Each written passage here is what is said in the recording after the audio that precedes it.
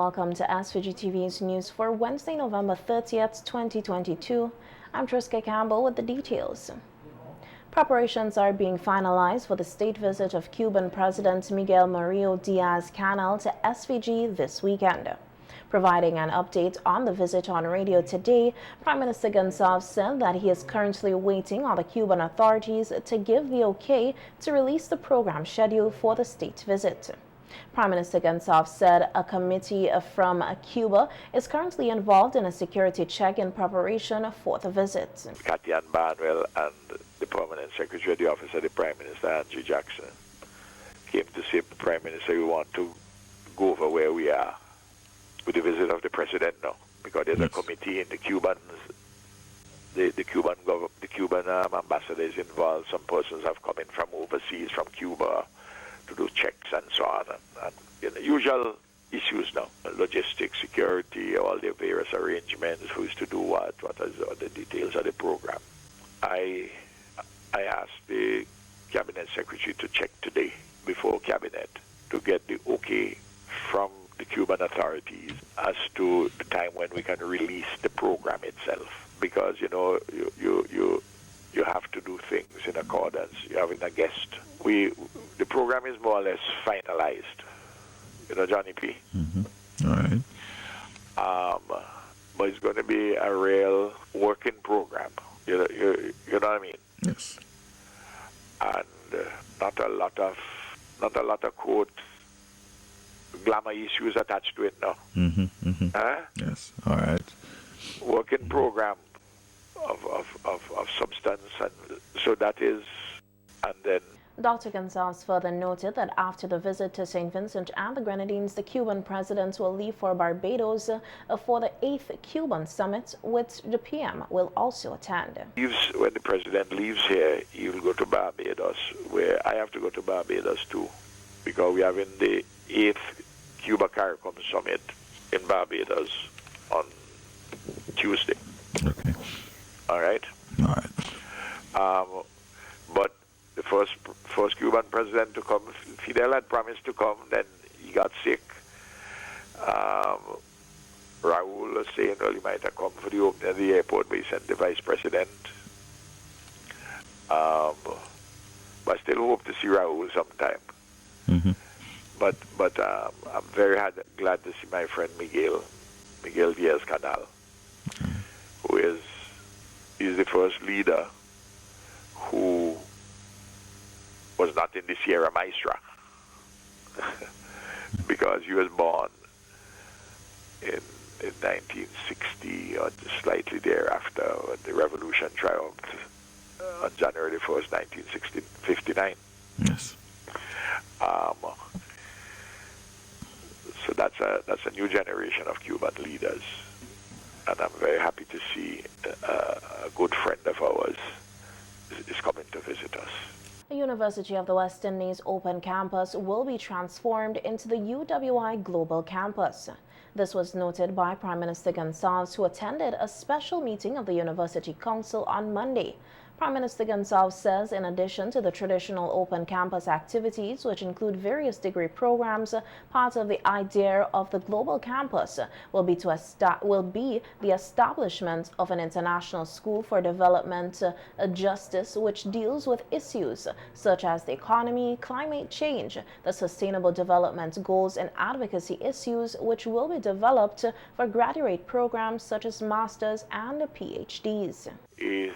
Steering committee is being established, steering committee of the council, to guide this project, and all the legal work has to be done, but those decisions have to be taken first by council, and in a couple of months' time they will come back to us. There's some preliminary numbers and funding issues which have been put to council, but the Vice Chancellor, Sir Hilary Beckles, says, listen, the management will come back to council with all the final numbers and the arrangements. Lots of studies have been done on this, and all the paper work was done. In fact, I spent a lot of my weekend studying up the documents. Now, this fits in very well with the way we are advancing our our post-secondary and tertiary education. PM Gonsalves noted that in St. Vincent and the Grenadines, over 1,000 persons are pursuing university education through the UWI Open Campus and the SVG Community College, in addition to those who are at landed campuses in the neighboring territories, North America, Latin America, Europe, and Asia. We have more students here at our open campus than St. Lucia, which used to lead the pack with open campus students. And there are 70,000 people more than us. Yeah? So we are opening access more and more to our students at a cheaper cost, because we are not having all the legacy issues of a landed campus. And we put all the institutional arrangements in place. We have a Community College Act. We have a Higher Education Accreditation Act. All these things are what we passed. We have a Sector Skills Development Agency Act. When we do these things, people think that you go in Parliament and you're just doing things for the sake of doing things. But you see, it forms part of a strategy. And you ground it legislatively, because these changes have to be grounded in law. Otherwise, they wouldn't have a sense of permanence. If you want to change them, you got to go to the Parliament to change them.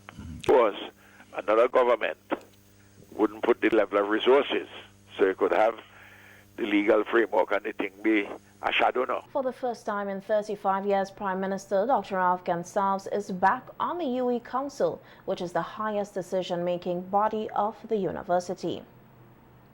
In a post-COVID-19 environment, linkages needed to be created in the economy to benefit from the growth in the tourism. This was one of the positions put forward for the development of SVG's tourism industry by Dr. Jennifer Edwards as she presented a lecture here on the topic Rethinking Tourism, Forging Linkages for Economic Sustainability, hosted yesterday by the Ministry of Tourism as part of Tourism Month of activities. In my opinion, we understand leakages, but we don't have to worry too much about leakages. If you could develop more linkages, because one, we do need foreign direct investment in our economy. We cannot say, don't let any foreigners come, no. We do need to import, we do need to have a solid import and incentives for importing, because we just do not, our economies are not that strong as yet to have, as not even our economies, our population cannot facilitate import substitution. And I'll tell you, in our English-speaking Caribbean, the only country in our English-speaking Caribbean is really Jamaica. Why? Because Jamaica has at least 2 million people. So you need to have like an economic base of people to help the economy to go. So we don't have, all of us in our countries, you don't have that level of individuals. So we still need to import things. So agreeing that we should really, to get our economy going, we should try to look more at linkages. Dr. Edwards, who serves as a member of the Board of Directors of the Bahamas Tourism Development Corporation and a senior advisor in the Sustainable Tourism Policy, Planning and Development, said there is also a need to develop a policy and strategy framework for linkages and economic sustainability. So the idea is to develop and strengthen the links between tourism and other economic sectors in order to to minimize the to maximize the multiplier effect. And when you say the multiplier effect, we say anytime a visitor brings a dollar in, that dollar goes through the economy, because the dollar is paid, let's say, to the housekeeper, gets a part of the dollar. The housekeeper helps to pay the nursery where her child is at school. The nursery helps to pay staff. So it just percolates in the economy, you know. So we want to be able to maximize that multiplier effect on the economy. We want to encourage economic growth, and we want to deal with poverty. We want to deal with the livelihood of people, You know, you want economic growth so everybody could benefit. And then goes in the post-COVID environment, focus on linkages. The tourism consultant says it is also important that every community benefit from linkages created and are involved in the value chains in tourism. Know what the tourism industry needs. Let's see if we could expand. Let's put strategies in place to expand that. And we look on the side, the creative industries, the tourism industry. Creative industry is one by itself. You have musicians. So how could you make sure to expand that for the visitor? Link with, let's say, the easiest. Let that be a link so we have more local entertainment. We use our what we have to link. Just let tourism be a one big link. And then you ensure, in terms of value chain maximization, another strategy that is coming out even more, to ensure that communities, whether it's the marginalized communities, the indigenous people, rural communities, everybody should benefit from tourism and everybody should be engaged. If you engage at a community level, you engage people, then you will be able to create linkages. So the idea is go about linkages and ensuring intersectorial growth. Today, a draft presentation of a National Sustainable Tourism Development Master Plan 2023 to 2028 was held at the NIS conference room. Richmond Vale Academy, the RVA, is expanding its sustainable living campaign with the construction of grey water sand filter recycling systems at 5 of the home gardens it has assisted Vincentian households in establishing. The Academy says the objective is to strengthen capacities and awareness of communities in wastewater management through technical training and, among other things, group visits to the sites. According to the Academy, the grey water systems are intended to improve water security and increase resilience in a region that is extremely vulnerable to the impacts of climate change and other natural risks, which include changes in the rainfall variability and more frequent and intense tropical cyclones. At least 3 of the 5 households selected to host the grey water systems would be headed by women. 3 of the systems will be located in Barley, 1 in Bookament, and 1 in Chateaubelair, Fitzhugh. Grey water is gently used water from bathroom sinks, showers, tubs, and washing machines. The Academy says grey water is not clean drinking water, and this is not black water, which is anything that has a feces or sewage in it. And while grey water may look dirty, it is a safe and even beneficial source of irrigation water in a yard. The Academy says its staff will train the builder staff in water management and grey water systems and encourage them to continue their work independently as water entrepreneurs. The RVA says it hopes to scale up the intervention response to local needs and capacities, and once effectiveness has been proven, 100 community members would be invited to visit each grey water system. During the visit, they will receive training on the importance and benefits of the site wastewater management and grey water management systems. Stina Herberg of the RVA said that larger population of St. Vincent and the Grenadines will also benefit from the project indirectly in the form of enhanced knowledge through the awareness raising campaigns, which will include a technical video with instructions on how to build and maintain the simple and nature-based grey water system.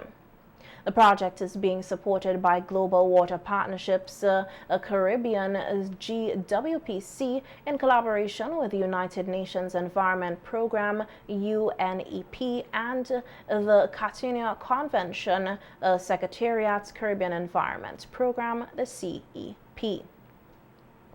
In other news now, almost all cases of diabetes can be prevented if persons are committed to practicing simple, healthy habits.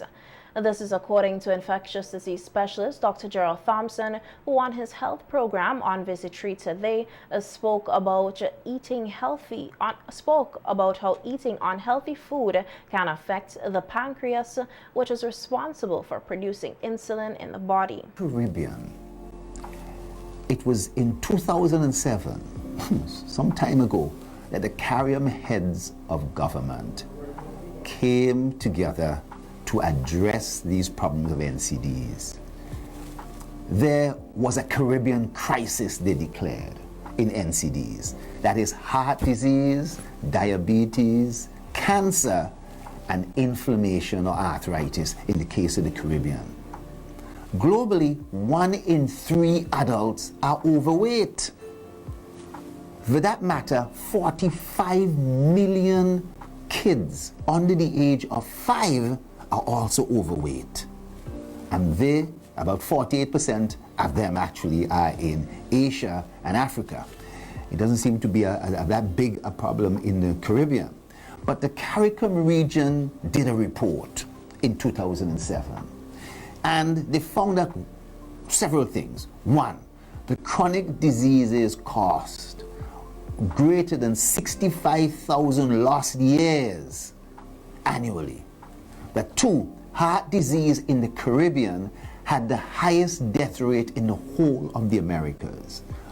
That number 3, diabetes in the Americas, the top 5 countries were in the Caribbean. Dr. Thompson further spoke of the economic impact that diseases such as diabetes can have on the nation, noting that it can be very great. For each disease.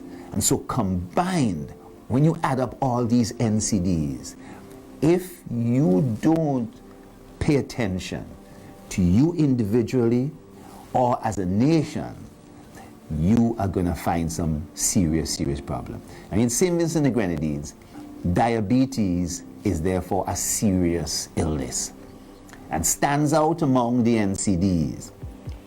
It is not only linked to death, but it is also linked to a significant level of disabilities and harm long before death actually occurs. I have done this little focus on the economic impact because healthcare is very expensive. And of course, citizens come first. Speaking on studies being done on diabetes from 2010 to 2020, the infectious disease specialist said that the mortality rate has decreased over the years. In 2010, there were 64 deaths from diabetes. By 2014, there was 109. That was a 70% increase. But more recently, the number of deaths has actually fallen. And I think it's because people have been paying a lot more attention to diabetes. Now, on the other hand, in 2010, the amount of deaths from cancer was 122. By 2014, it had grown to 168. Today, in 2020-21, the amount of deaths from cancer is 229. That's a 189% increase over the 2010 figure. There's an alarming rise in cancer, probably because there's less that we can do about cancer, but we can do a lot of prevention. And people are paying attention to diabetes. Additionally, diabetes in the population, it meant that our population, if it had 5 to 7% who had diabetes, that's 5,000 persons. And then there's a condition called prediabetes, about 3%, that's another 3,000. And I'm introducing a term called insulin resistance. There'll be some 12 to 15% of people with insulin resistance. You know what that means? That means that almost 25,000 people, or 25...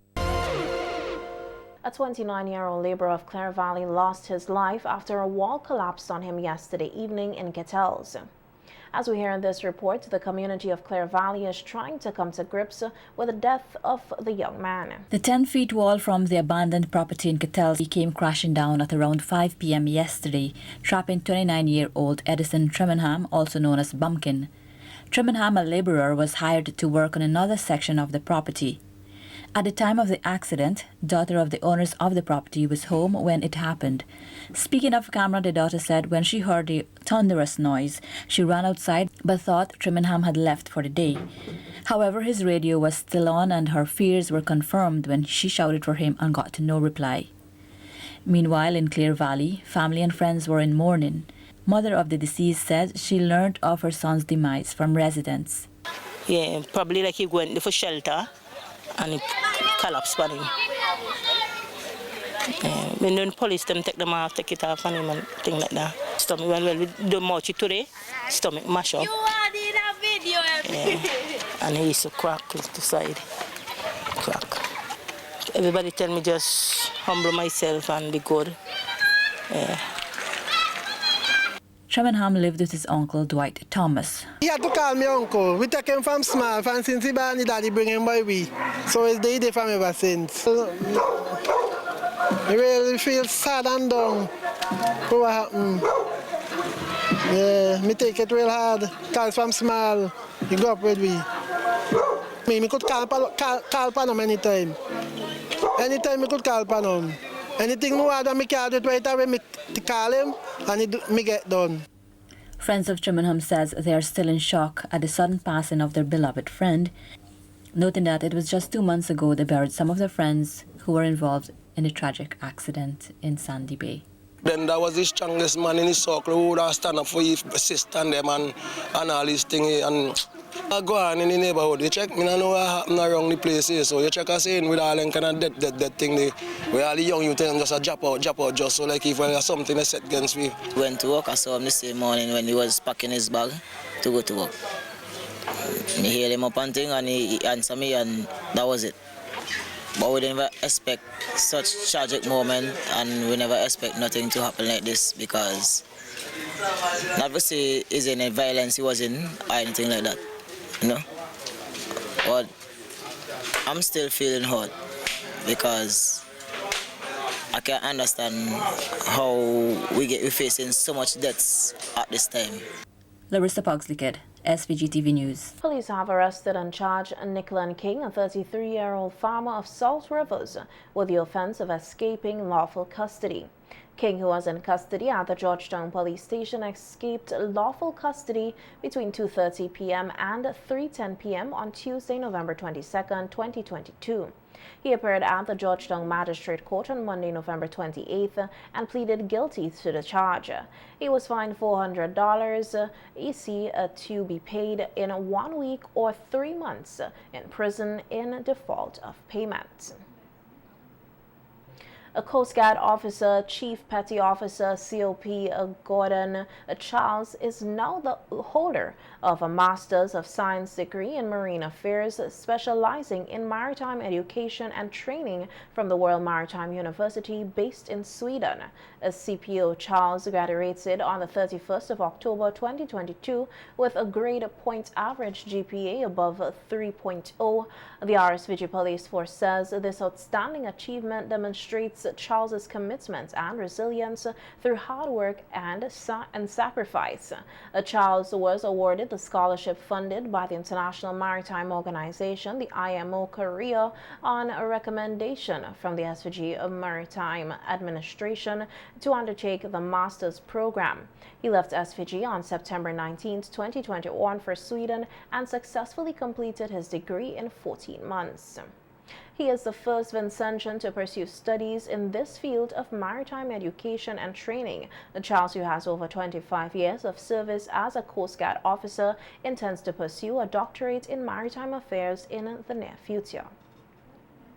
Meanwhile, Police Constable 993 Tanisha Samuel has added her name to the list of university graduates serving with the Royal St. Vincent and the Grenadines Police Force. Officer Samuel graduated from the University of the West Indies Open Campus with a bachelor's degree in social work and a minor in youth development with honors. Constable Samuels is currently pursuing a master's degree in forensic psychology at Monroe College, a King's Graduate School in St. Lucia. She is attached to the Criminal Investigations Department. Commissioner of Police Colin John and other ranks of the Royal St. Vincent and the Grenadines Police Force and the SVG Coast Guard Service extend congratulations to Chief Petty Officer Charles and Constable Samuel on their academic achievements and wish them the very best in the future. The Botanic Gardens 9 Nights of Lights event was launched here today. The activities will kick off with the opening night on December 15th and will conclude on December 23rd, 2022.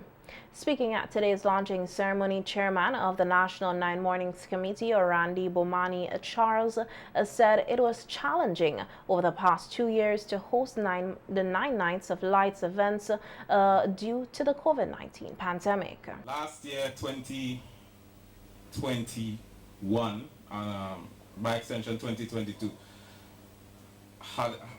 there were some challenging years. And last year in particular, we had a unique set of challenges which required us to test our resolve and assume the responsibility of stewarding an entire festival through some very difficult times. I was happy to have the support of Kalisha and her team in ensuring that we did not skip a beat in providing the people of St. Vincent and the Grenadines with 9 nights of lights at the Botanical Gardens. And let me congratulate you guys if I didn't get a chance to do that last year. We were able to do the same at Heritage Square, and alluding to all your remarks, we are indeed partners and not competitors. Charles said that the 9 Mornings Committee will continue to support the 9 Nights of Lights event tangibly and financially. In fact, from where I sit as chairman of the National 9 Mornings Management Committee, I felt it was very important to increase the support, the level of support, tangible and financial support that the committee gives to the 9 Nights Festival, because we recognize the awesome potential of what this is growing into and what it can be in the future. When people come here during the 9 nights, it's a spectacular sight. So it's an environment that is created in an environment that is already inherently beautiful, and so it becomes an attraction for persons locally, regionally, and internationally. And we feel that the responsibility is ours to cherish, support, uplift, promote, and ensure that this continues to grow from strength to strength every year. Certainly this year is no exception, and we are maintaining the level of support, financial support, technical support from the Central Management Committee to ensuring that 9 nights at the Botanical Gardens, not just rivals 9 mornings in Heritage Square. By the way, you're not just competing against Heritage Square, competing against Stubbs and Richland Park and Spring Village and all about St. Vincent and the Grenadines. Communication and Public Education Officer of the National Parks, Rivers and Beaches Authority, Twanik Barrow, said this year the events will be bigger and brighter. We're going to be brighter and we're going to be better. I think Chairman said bigger and better, but I put in brighter, right? Really recognize and the hard work that they're doing. It's not an easy task, I will tell you. Doing this is gardens is about 40 acres. So far we have been able to light about 8, and we are hoping, like I said, I said 30 years that the entire garden would be lit, and we obviously can't do it by ourselves. That's where the sponsors will need sponsors, and even persons from the different countries, just to support this festival, right? So we have our lights. Another aspect of 9 Nights of Light is that it highlights our cultural heritage. So that's why you see we have dance, we have pan, we have drama, we have poems, we have, what else do we have? I did say dance, drama, and we have our calypso, and our parang, and that is what makes this event so unique. I know we say 9 mornings is a unique Vincentian tradition, but 9 nights is also a unique experience, and it's an experience that you can never find anywhere in the world. And I'm saying that anywhere in the world is the best place to. Barrow is inviting everyone to be a part of this year's 9 Nights of Lights events. So what, as I said, what can you expect this year? New, we have the Caroling Nights, right? We have the Caroling Nights, and we also have the Ministry of Health, Vinci, move with us this year. 9 Nights of Lights, yes, last year we weren't able to have activities geared towards the children, but this year we're having multiple activities, different things where the children will be a part of. They can come and enjoy. We're having Santa. I've never seen Santa in the garden, but I called him and he said he's coming. So we're going to have Santa. Santa is coming in the garden, and our children will be able to take a little picture with Santa, and you know, children like those things. We have lots of food. Last year, obviously, with the COVID virus, we weren't able to have as much food, but this year we're going to have lots of food. Nobody can say they didn't get something or this ran out. We're going to have food, we're going to have games, we're going to have a lot of giveaways, because we have been partnering with different persons, and we want to give back to Vincentians, because obviously they coming here, it's not a free thing, so we really want to give back, and we have a lot of